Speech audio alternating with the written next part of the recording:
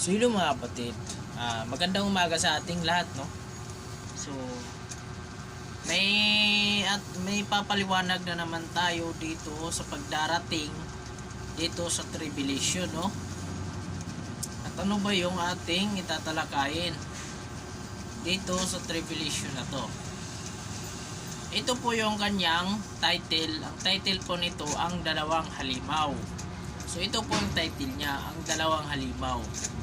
So kung alam po natin mga kapatid, ay tatalakayin po natin to at alamin kung ano talagang nakasulat dito. Para po natin maunawaan at para po natin malalaman kung ano to.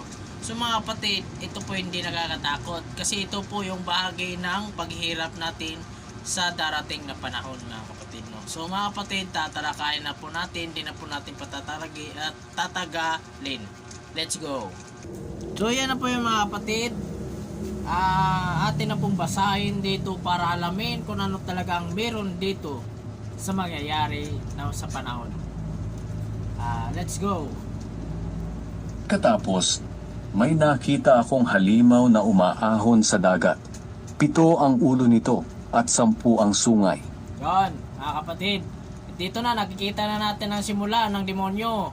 Ito po yung pitong sungay. Ito na po yung mga halimaw ni Satanas, no? Sige, patuloy. Bawat sungay nito ay may korona, at sa bawat ulo naman ay may nakasulat na pangalang lumalapastangan sa Diyos. Yan po ay lumalapastangan na sa Diyos dahil po sila ay suwail, hindi po sila tumanggap ng katotohanan. Ang halimaw ay parang leopardo, at may mga paang katulad ng sa oso. Yan po yung halimaw na yun, para po siyang aso, parang lobo ang tawag doon. Yung oso, ang oso po kasi 4 na paa yun eh. Kaya yan po siya, 4 na paa, 7 sungay. So sige, patuloy natin.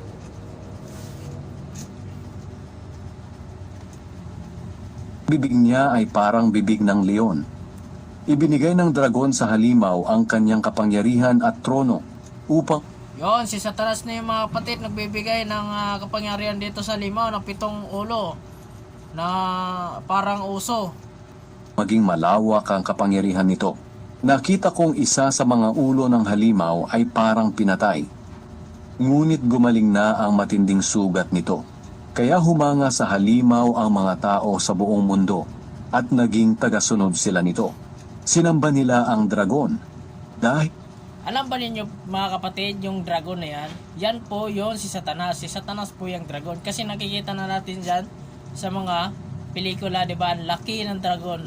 Yan po ay si Satanas po yung dragon na yan. siya ang nagbigay ng kapangyarihan sa halimaw. Sinamba rin nila ang halimaw at sinabi, wala nang makakatulad sa halimaw. Walang makakalaban sa kanya. Hinayaan ng Diyos na magsalita ang halimaw ng kalapastanganan laban sa kanya. So ibig sabihin dito mga kapatid, hinayaan at pinahintulutan na yung demonyo para sila ay maghasik ng lagim dito sa ating mundo. Para sila po'y magpapakilala na sila ang Diyos. Sila po'y Antikristo mga kapatid. Maghari sa loob ng 42 buwan. Nagsalita siya ng kalapastanganan laban sa Diyos, laban sa pangalan ng Diyos, sa kanyang tahanan, at sa lahat ng nakatira sa langit. Hinayaan din ang halimaw na makipaglaban at talunin ang mga pinabanalang Diyos. At binigyan din siya ng kapangyarihang maghari sa lahat ng tao sa mundo, anumang angkan, lahi, wika at bansa. Sasambahin siya ng lahat ng tao sa mundo na ang mga pangalan ay hindi nakasulat sa aklat na listahan ng mga taong binigyan ng buhay na walang hanggan. So dito na yung mga kapatid, lahat ng hindi sumasampalataya, basahin natin, sasambahin siya ng lahat ng tao sa mundo na ang mga pangalan ay hindi nakasulat sa aklat na ilistahan ng mga taong binigyan ng buhay na walang hanggan. So ibig sabihin ito mga kapatid, dito sa ating nabasa, ito po yung mga taong ayaw maniwala sa Panginoon at ayaw sumamba at ayaw mananampalataya sa Panginoon, no? Ito yung mga taong ayaw nila sa Diyos, no? Ayaw po nila sa katotohanan. So masasabi ko lang sa inyo mga kapatid, yung hindi sumamba sa ating Panginoon. Kita na natin po ang ebidensya dito. Dito na po siya sa Pahayag 3:7-8 tutso, no?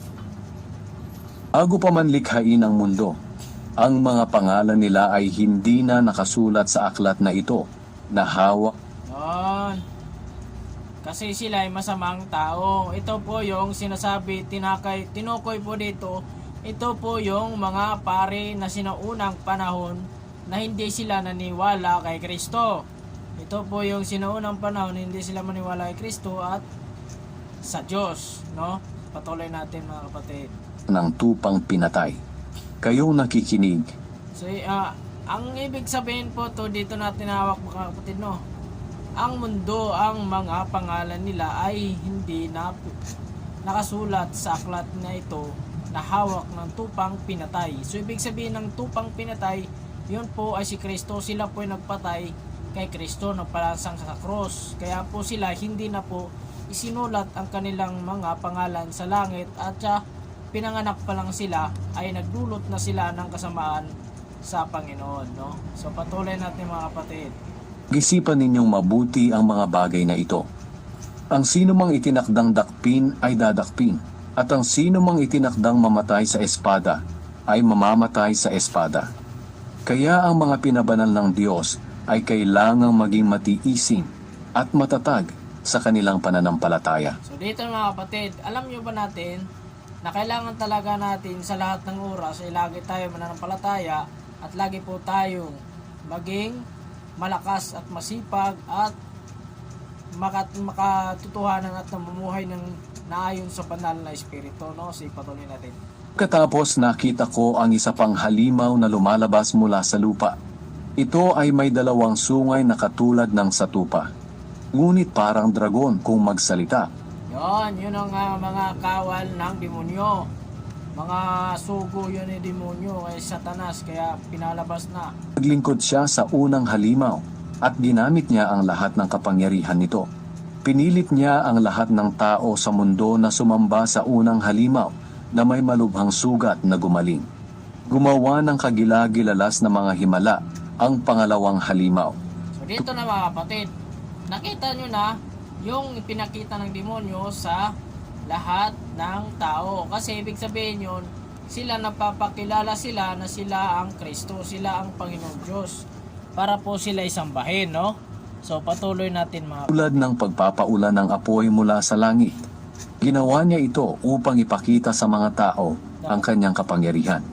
At dahil sa mga himalang ito na ipinagawa sa kanya ng unang halimaw, nalinlang niya ang mga tao. So dito na mga kapatid, nalinlang na yung mga taong hindi sumasampalataya sa Panginoon dahil po ang kanilang paniniwala ay andito na. Dumating na sa kanilang mundo.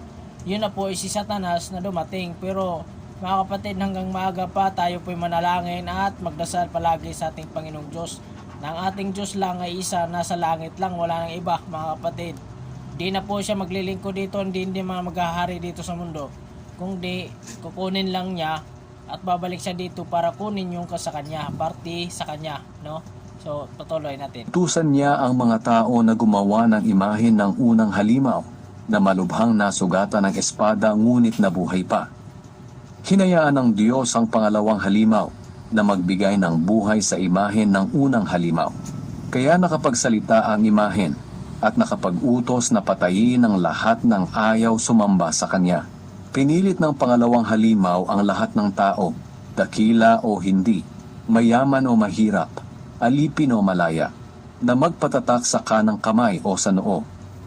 At ang sino mang ayaw magpatatak ng pangalan o numero ng unang halimaw, ay hindi maaaring bumili o magbenta. So mga kapatid, dito na po yung sinasabi natin na ito po ay kailangan sa panahon na ito na may tatak ka kung wala kang panalig sa Panginoon at wala kang pananampalataya. Magpapatatak ka talaga dito dahil po dito sa portion na ito ay makabili ka ng lahat ng gusto mo at makabinta ka kahit may pera ka hindi ka makabili dahil po wala kang tatak ng demonyo. So patuloy natin mga kapatid. Kailangan dito ang talino upang maunawaan ang kahulugan ng numero ng unang halimaw dahil simbolo ito ng pangalan ng tao. At ang numero ay So yun mga kapatid, no?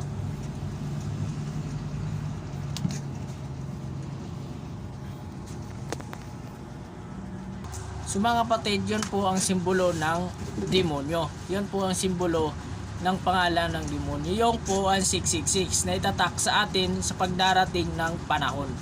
Alam ba natin kung anong panahon ng darating? Dito po sa gitna ng tribulation. Diyan po magsisimula ang paghahari ng Antikristo. Ang ibig sabihin ng Antikristo ay si Satanas po yan. So mga kapatid, lahat po tayo, lagi po tayo manalangin at mananampalataya sa ating Panginoon at tumingi po tayo ng tawad hanggat tayo pa'y nabubuhay sa mundo na hindi pa dumarating yung paghihirap natin, no? So kailangan talaga natin mga kapatid na lagi tayong mananampalataya sa Panginoon at lagi tayong manalig, no? Maging malakas tayo sa Panginoon para sa Kanya. Dahil po'y kalaban natin na hindi tao. Yun po ay mga demonyo, mga kapatid. So salamat sa inyo mga kapatid. Hanggang dito na lang. Naway may naunawaan kayo at naway may nalinawan kayo sa ating tinalakay ngayong araw na ito. So mga kapatid, salamat sa inyo. Naway pagpalain kayo ng Diyos at iingatan at gagabayan at ilalayo sa kapahamakan para po sa ating pananampalataya na hindi tayo tutuksoin at pabayaan ng ating Panginoon. Hindi po tayo tutuksoin ng demonyo dahil andyan po sa buhay natin ang ating Panginoong Diyos, no? So hanggang dito na lang mga kapatid. God bless to all.